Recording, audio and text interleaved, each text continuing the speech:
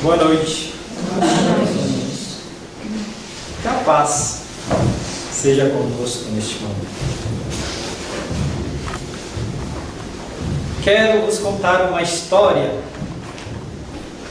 Para tanto precisamos recuar no tempo. Recuemos a 2016 anos atrás, para sermos mais exatos, quando Roma se sobrepunha ao mundo pela perversidade de seus imperadores.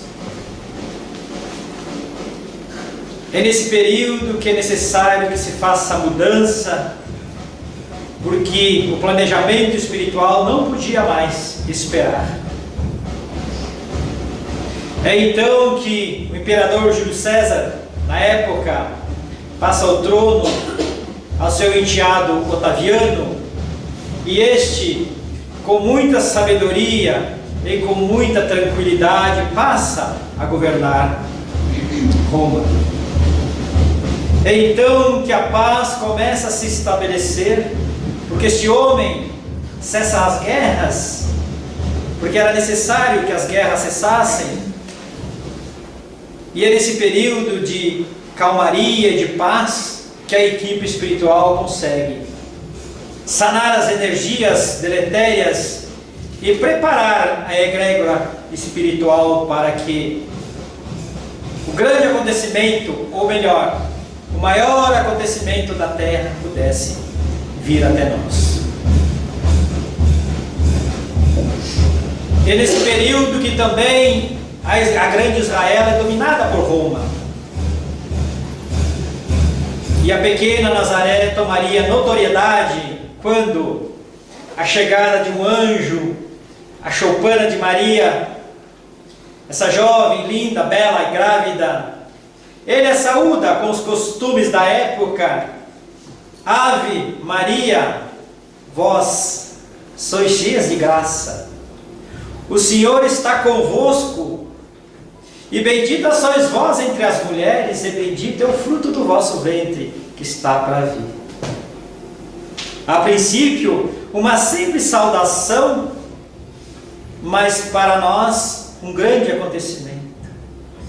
Porque ali estava o prenúncio de uma nova era. Ali estava chegando alguém para fazer a diferença nas nossas vidas. É quando, mais tarde, um silêncio cobre a grande Israel. Parece que tudo para e tudo se acalma. A manjedoura se faz palco de eterna beleza. E no anonimato de uma noite gentil, ouçamos romper o grande silêncio o choro de uma criança que ecoa em todas as partes do mundo para nos dizer: aqui estou para vos trazer a nova lição, para vos ensinar a amar uns aos outros. Então o grande e doce Rabi nasce num lugar simples. Suas únicas testemunhas são seus pais, cercado por animais domésticos. Seus primeiros visitantes eram pastores, homens simples do povo. Cresce Jesus entre vários meninos sem qualquer destaque, se movimentando entre a carpintaria do pai e as meditações das campinas verdejantes. Sem qualquer destaque entre os meninos, Jesus vive a sua infância em tranquilidade, para mais tarde agigantar-se na sinagoga, desvelando-se, revelando-se perante o mundo. E então parte em busca daqueles que seriam pilotis da nova era que ele vier anunciar. E no populismo da Galileia, pobre e sonhadora, porém rica e fértil em beleza, ele constrói um ministério que se alagaria por quase toda a terra. Embora vivendo entre gente de má vida, pobres desesperados, ricos desalmados, pecadores e perversos, Ele nunca se abalou diante das conjunturas humanas, pois conhecia como ninguém a pequenez de todos nós. Reportando o seu futuro, referiu-se às hecatombes que a insânia humana fatalmente provocaria. Quando Jesus falava, sua voz possuía a mágica entonação do amor que penetra e dulcifica. A majestade do seu porte desarmava os adversários fortuitos. Pela serena inocência, profunda sabedoria e invulgar personalidade. Poeta fez-se cantor. Príncipe tornou-se vassalo. Nobre de origem celeste, transformou-se em escravo por amor. Ninguém disse o que ele disse conforme fez e viveu. Jesus é a síntese histórica da ascensão humana e, demarcando épocas, assinalou-as com o estatuto do Sermão da Montanha, em bem-aventuranças eternas. Nem mesmo a morte o diminuiu. Muito pelo contrário, antecipou-lhe luminosa ressurreição de vida e sabor eterno. Sua conexão vertical com Deus, que Ele nos ensinou, e a sua conexão horizontal, nós para com os homens. Suas palavras tinham profundidade e referiam sempre ao nosso crescimento e à profundidade das nossas almas. Nunca Jesus falava aos homens, mas sim a sua essência espiritual. Vós, eu e o Pai somos um só, e vós sois deuses, dizia Jesus, que podeis fazer o que eu faço e muito mais. E quando Jesus sobe a montanha para nos citar as belas e lindas palavras, para nos trazer a grande instrução de vida, que nós chamamos hoje de Sermão da Montanha, bem-aventurados os misericordiosos. Vejam que o Sermão da Montanha está ali contido todo o efeito e toda a causa. Ali está nos mostrando que toda causa tem um efeito e que toda ação tem uma reação. Bem-aventurados os misericordiosos, porque eles próprios obterão misericórdia. Ali Jesus está nos dizendo: perdoa para que sejais perdoado, compreendas para que sejais compreendido, ama para que sejais amado. Precisamos aprender a interpretar as lições do Mestre. Bem-aventurados aqueles que têm puro coração. Jesus destaca a simplicidade dos corações, usando as crianças como exemplo. Ninguém entrará no reino de Deus se não tiver o coração puro como uma criança. Mas nós, espíritas, que sabemos que as crianças já viveram em outras épocas e que, portanto, são espíritos experientes, como podemos compreender que elas são puras? Ora, meus queridos, Jesus jamais falaria um absurdo se não tivesse consciência da profundidade do ensinamento. Quando nós crianças, nós somos cobertos por um véu do esquecimento. Nós não sabemos quem fomos, o que fizemos. Portanto, nós temos a pureza e a sabedoria. Jesus usa as crianças porque, se nós observarmos os nossos filhos, eles brigam com os amiguinhos e logo depois estão amigos. Não guardam mágoas e não guardam rancor.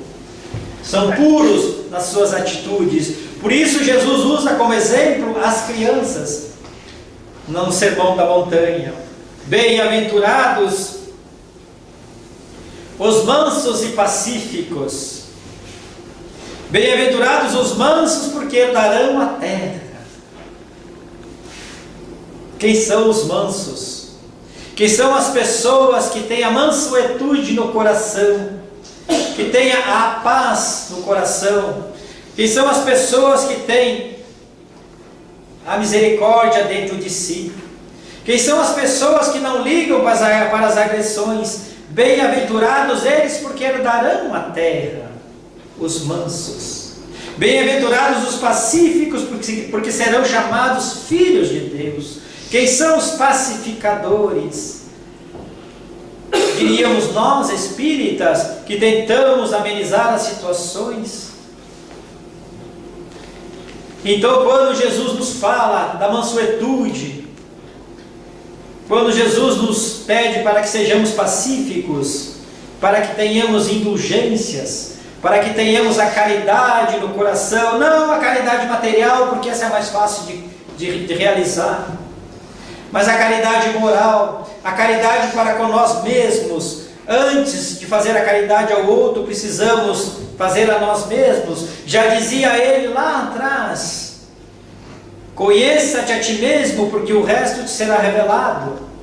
Então é preciso que eu seja caridoso comigo mesmo, é preciso que eu me compreenda, que eu me perdoe, que eu seja indulgente com os meus atos e atitude, para então sim ser indulgente com os atos e atitude dos outros. É preciso que eu tenha paciência, é preciso que eu seja tolerante comigo mesmo em primeiro lugar, para que depois eu seja tolerante com os demais que caminham conosco. Bem-aventurados os mansos e pacíficos, porque serão chamados filhos de Deus. Bem-aventurados aqueles que têm os olhos fechados. Olha que preciosa lição nos traz Jesus. Bem-aventurados aqueles que têm os olhos fechados. Mas de que forma compreendermos um cego ser bem-aventurado se não vê as cores do mundo, se não vê a luz, se não vê as belezas que nos rodeiam? Mais uma vez precisamos entender as lições do Mestre. Bem-aventurados aqueles que têm os olhos fechados, porque talvez eles não vão ver as maldades humanas, eles não vão ver as barbaridades que cometemos. Bem-aventurados aqueles que têm os olhos fechados e que não olha o seu irmão e não julga o seu irmão. Então Jesus não fala que bem-aventurado é um cego, mas sim aquele que fecha os olhos para os defeitos alheios.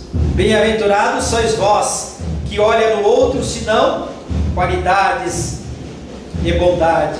Aquele que olha o outro e que só vê defeitos, que só vê maldade, e que acha que o outro é sempre o autor dos nossos problemas, que é o artífice das nossas mazelas, então esse não é bem-aventurado. Então quando Jesus se refere àqueles que têm os olhos fechados, está se referindo que nós devemos fechar os nossos olhos para não ver as maldades ao nosso redor, para não ver os defeitos dos outros, para não julgar, porque não devemos julgar para que não sejamos julgados também, meus queridos. Então, todas as lições que nós temos no início do Evangelho, do Sermão da Montanha, é um guia de vida para que possamos ser bem-aventurados nas nossas vidas. Mas quantos de nós fechamos os nossos olhos para os defeitos alheios? Quantos de nós fechamos os nossos olhos para as faltas dos nossos companheiros? Quantos de nós esquecemos que somos filhos de Deus e, portanto, somos irmãos? Pai é um só, disse Jesus, e eu sou o vosso mestre, e todos os demais são irmãos perante Deus. Por que eu seria capaz de julgar um irmão que caminha comigo? Será que eu seria melhor que ele? Será que eu sou tão perfeito que não posso cometer erros? Será que eu sou tão bom que eu não possa cometer um dia maldade? Bem-aventurados aquele que fecha o seu coração para todo o mal que te rodeia. Bem-aventurado aquele que só vê qualidades nas pessoas que caminham junto. Bem-aventurado aquele que olha para sua família e diz: obrigado, Deus, pela escola evolutiva que me colocaste. Obrigado, Deus, pelas pessoas que colocaste em meu caminho, pois elas são a lição que eu preciso aprender. Obrigado, Jesus, pelas suas lições. Vamos agradecer, vamos parar, meus queridos, de profanar o nome de Deus, de profanar o nome de Jesus com os nossos caprichos e as nossas mazelas. Quando orarmos a Deus e a Jesus, vamos limpar os nossos corações, está lá no Evangelho. Quando fordes colocar a sua oferenda no altar, lembre-se, tem alguma coisa contra alguém, então volte e reconcilia-te com teu adversário enquanto estás a caminho, para depois então de coração puro, faça a sua oferenda, de coração limpo. Quantos de nós limpamos os nossos corações antes de orarmos a Deus logo mais à noite? Quantos de nós esquecemos todas as maldades e todas as agressões que tivemos no dia a dia? Muitas vezes, meus queridos, nós nos colocamos a orar logo após uma briga que tivemos com alguém da família, com o coração ainda cheio de iniquidades, com o coração cheio de mágoas, de ódio, nós nos colocamos a orar. Será que a nossa oração é pura? Será que as nossas orações serão ouvidas por Deus através dos anjos que transportarão essas palavras? Claro que não.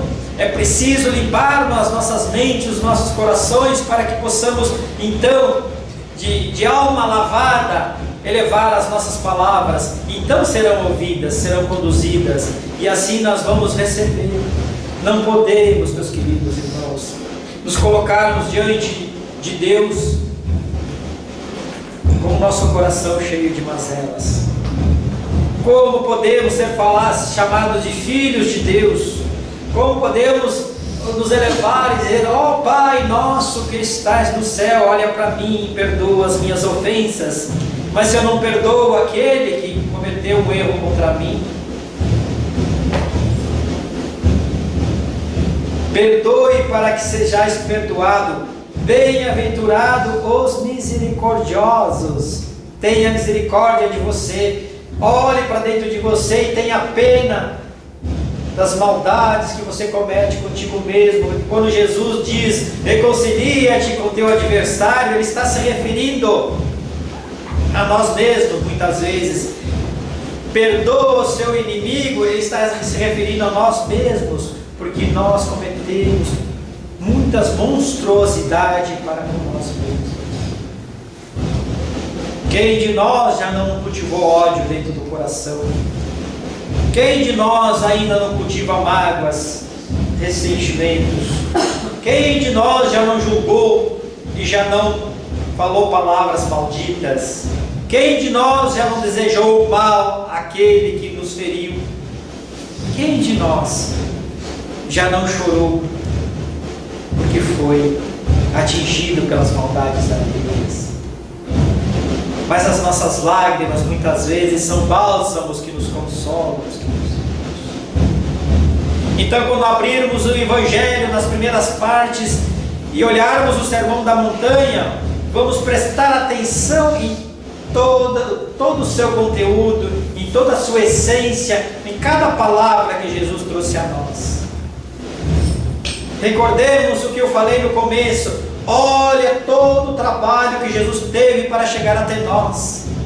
Se colocou nos países mais pobres que existia na terra, um país dominado pela maldade humana. Se colocou entre os mais pobres da Galileia, nasceu entre animais numa manjedoura, foi visitado por pessoas pobres, foi acolhido por pessoas pobres, visitou as casas de pessoas pobres, curou cegos, aleijados, fez milagres perante nós, falou na beira dos lagos, falou para nós ao pé das montanhas, passou noites e noites trazendo as lições.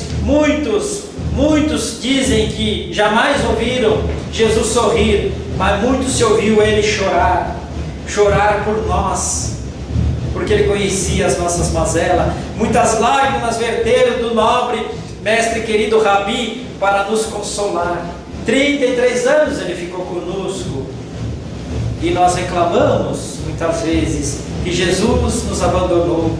Quem de nós se colocaria no sacrifício desta caminhada? Quem de nós beberia o cálice que Ele bebeu? Quem de nós transportaria a cruz que Ele carregou? Quem de nós diria no auge da sua morte física: Pai que estás no céu, perdoa, eles não sabem o que fazem? Quem de nós teria essa capacidade? E nós não acreditamos nas lições do Mestre? Quem de nós viria em sacrifício, o bezerro que se entrega aos lobos, para nos trazer a lição do amor, para nos ensinar a amar uns aos outros? Esse é o homem que esteve aqui entre nós, E é o único que fez a diferença entre nós.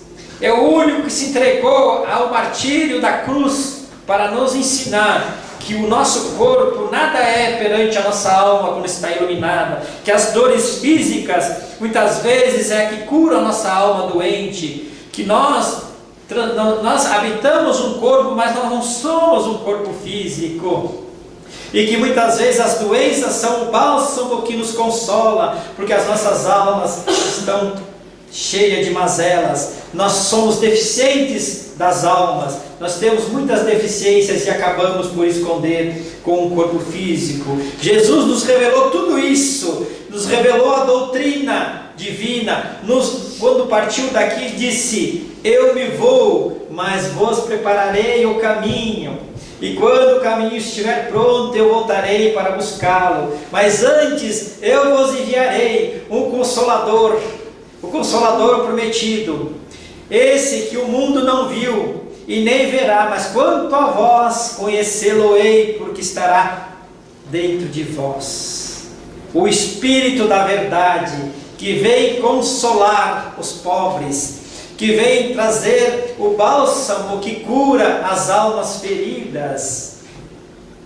Mas disse mais adiante: homens fracos, que compreendeis as trevas de vossas inteligências, não misturei o joio ao bom trigo, não mistureis as utopias às verdades. Espíritas, amai-vos, eis o primeiro ensinamento, instruí-vos, eis o segundo ensinamento. Todas as verdades se encontram no cristianismo. Os erros que nele lá contém são de origem humana. Mas não tenham medo, porque eu, o jardineiro divino, cultivarei as vossas almas no silêncio de vossos pensamentos. E quando a hora do repouso tiver soado, e quando os vossos olhos se fecharem à luz, sentireis germinar a minha preciosa semente. Estou muito tocado de compaixão pelas vossas misérias, por não estender mão segura aos desviados do caminho, que vê o céu tombo no abismo do erro. Estou muito tocado de compaixão. Olha que beleza Jesus nos fala: vinde a mim todos vós que sofreis e que estáis cansados, que estáis oprimidos, todos vós que estáis desesperados, vinde a mim que eu vos aliviarei. Tomai meu jugo sobre vós e aprendei de mim, que sou brando e humilde de coração, e então encontrareis repouso para as vossas almas, porque meu fardo é leve e o meu jugo é suave. Um chamado, como se Jesus abrisse os braços e nos acolhesse. E o que é que nós fazemos? Nós temos tantas atribulações nas nossas vidas, nós temos tantas coisas para resolver nas nossas vidas, nós temos tantas coisas para comprar, então nós precisamos trabalhar, que nós nem percebemos que Jesus está o tempo todo entre nós, o tempo todo nos observando, nos ajudando, nos amparando, nos consolando, mas nós no silêncio e nas atribulações do nosso dia a dia, nós não ouvimos a voz do Mestre, nós sequer sentimos a sua presença, mas nós somos filhos de Deus. Há muitos que dizem, e a gente ouve muito pelas casas espíritas: eu sou espírita e a minha missão aqui na terra. Ó Jesus, tenha piedade dessas criaturas, ele tem uma missão aqui na terra. Quem de nós se atreve a dizer que tem uma missão aqui na terra? Missionários são pessoas mais acima de nós, Madre Teresa de Calcutá, Chico Xavier, Jesus Cristo,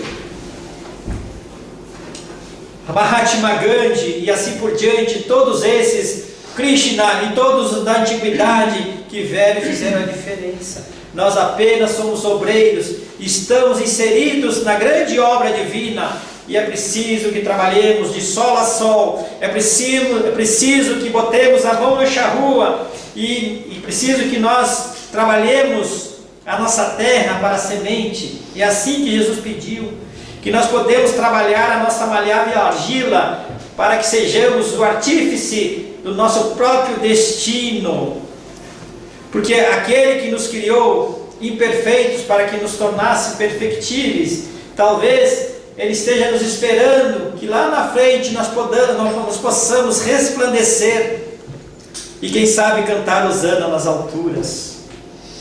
Ó Jesus, tenha piedade de nós, filhos menores, da nossa arrogância, da nossa falta de compreensão e humildade para aprender as suas lições. Ó Jesus, tenha piedade desses filhos menores que se desviaram do caminho e hoje nos arrastamos nesta terra bendita para procurar um lugar de paz e de luz. Os nossos corações estão cheios de conflitos, os nossos corações estão cheios de maldade, de iniquidades, os nossos corações não têm amor. Ah, mas eu amo meu filho. Mas Jesus disse: ame a Deus sobre todas as coisas e ao próximo como a ti mesmo. Não é amar uma pessoa, nós devemos transportar esse amor para todo o universo. E o amor, ele é um sentimento que quanto mais nós distribuímos, mais ele se multiplica. Assim nos ensinou Jesus. Então, por que nós queremos reter tudo dentro de nós? É preciso semear para colher. É preciso muitas vezes chorar para poder sorrir. É preciso muitas vezes ter a dor para valorizar a saúde. É preciso muitas vezes ter os olhos fechados para valorizar a visão. É preciso muitas vezes ter a boca fechada para que possamos valorizar a nossa palavra. Então disse Jesus lá, nos bem-aventurados os que têm os olhos fechados. Então ele disse: aquilo que você, no seu corpo, for motivo de escândalo, arranque-o. Se os seus olhos for motivo de escândalo, que eles sejam fechados para sempre, para que tu não possa ver. Mas quantos de nós queremos beber do cálice do Mestre? Quantos de nós estamos preparados para carregar a cruz e subir o carvalho? Quantos de nós estamos preparados para uma coroa de espinho nas nossas cabeças? Mas nós queremos um lugar melhor no mundo espiritual. Ó Deus, eu vou reencarnar, quando eu desencarnar vou viver na colônia Nosso Lar, vou viver aqui e ali e acolá. Não, meus queridos, nós vamos viver no inferno que vivemos hoje. Nós vamos cair com a cara na lama, porque hoje nós estamos na lama. Então não se iludam, não se iludam que nós vamos ir para o céu, para aqui ou para lá. Nós precisamos construir o nosso destino agora. Nós precisamos construir a cidade que vamos ficar no mundo espiritual e agora. Mas para tanto, cada tijolinho que nós vamos fabricar vem do amor que nós vamos ter para com o nosso próximo, vem da caridade que nós vamos ter para com o nosso irmão, vem da ajuda, da mão estendida, do ombro emprestado para ele chorar. Cada tijolinho nós vamos construir a nossa própria casa. É ali que nós vamos viver no mundo de luz. Como podemos nós pedir a Deus um mundo de luz se nós vivemos nas trevas do pensamento aqui nesta terra? A escuridão, o clima é pesado.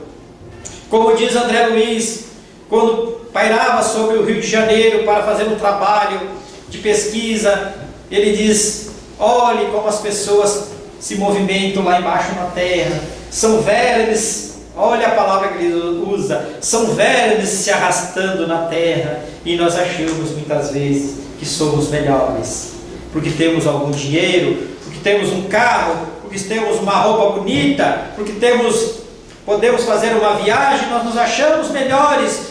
Mas não acumuleis, disse Jesus, tesouro que os ladrões possam roubar. Acumuleis o amor no vosso coração, porque esse ninguém te roubará, porque está dentro de ti. E quando nós chegarmos ao mundo espiritual e que nos perguntarem: o que trouxeste? Cadê o teu tesouro? Não vamos mostrar os nossos títulos, não vamos mostrar as casas e apartamentos e carros. Vamos abrir o nosso peito e dizer: está aqui o meu tesouro, o meu coração cheio de amor, porque eu amei a humanidade. Eu vivi pelo amor, eu nasci pelo amor, eu vivi pelo amor. Jamais podemos viver pela dor. Jamais devemos derramar uma lágrima que não seja de alegria e de felicidade por estarmos aqui nesta terra. Que as nossas lágrimas rolem, que nós possamos chorar, porque diz no Evangelho: chorem, porque a dor foi sagrada no Jardim das Oliveiras. Mas tenham fé, acredite, porque os anjos consoladores virão secar as vossas lágrimas. Olha a beleza de Jesus no Consolador prometido.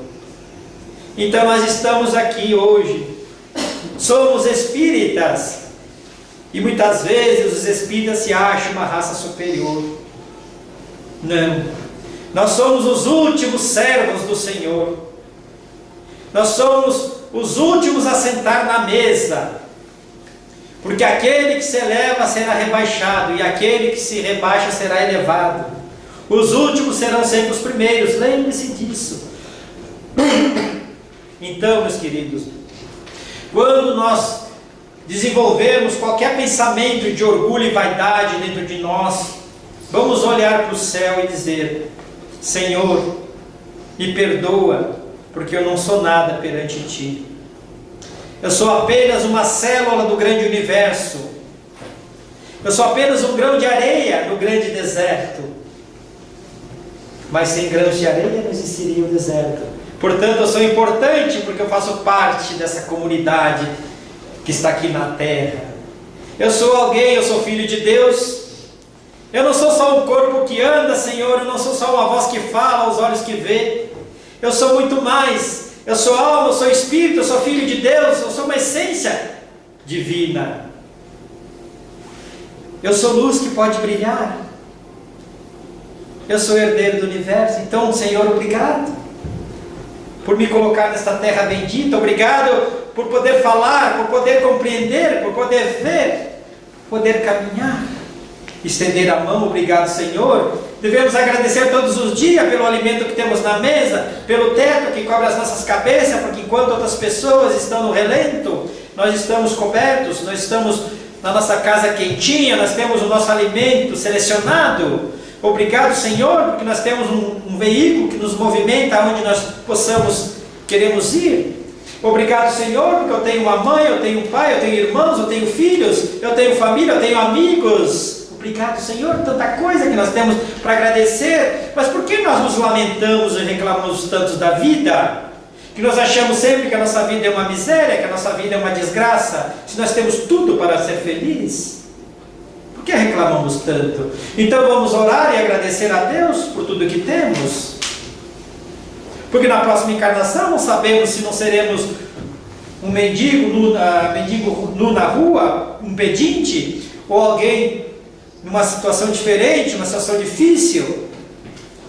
Então agradecemos a Deus pelo corpo que temos, porque quando nós reclamamos do cabelo que não está bom, lembre-se daquele que não tem, por causa que está fazendo quimioterapia. Se você reclama do seu corpo, lembre daquele que tem deficiências e não pode se movimentar sozinho. Se você reclama dos seus olhos, lembre daqueles que não têm os olhos para ver. Se você acha que a sua voz não é boa, lembre daquele que não pode falar. Lembre daquele que não pode andar, daquele que não pode sentir muitas vezes e ouvir as belezas da vida. Não reclame, agradeça. Agradeça a Deus por tudo quanto Ele tem concedido a vós, por toda a misericórdia que Ele tem tido para conosco, por todo o amor que Ele tem distribuído todos os dias através dos seus anjos consoladores. Nunca estamos sozinhos nessa terra, sempre tem alguém para nos confortar, sempre tem alguém para nos consolar.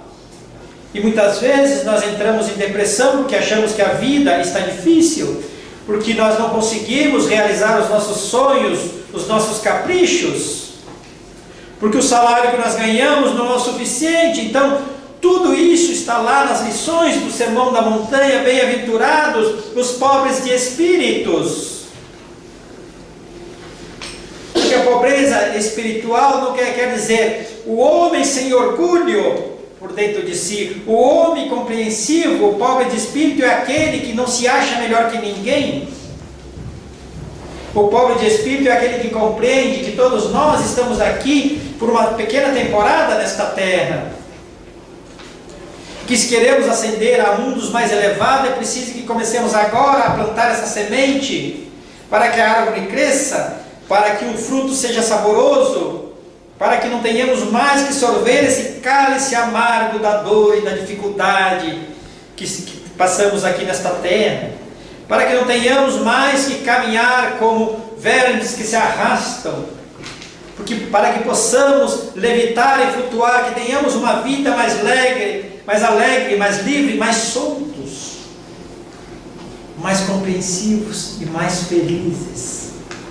Que Deus tenha piedade de todos nós, que Deus tenha misericórdia das nossas faltas, que Deus possa fazer com que possamos abrir os nossos olhos e ver a realidade que vivemos, o mundo perfeito que Deus colocou para nós, para que possamos cuidar mais da nossa casa, que é o nosso planeta. Que Jesus nos abençoe na sua infinita misericórdia. Que assim seja.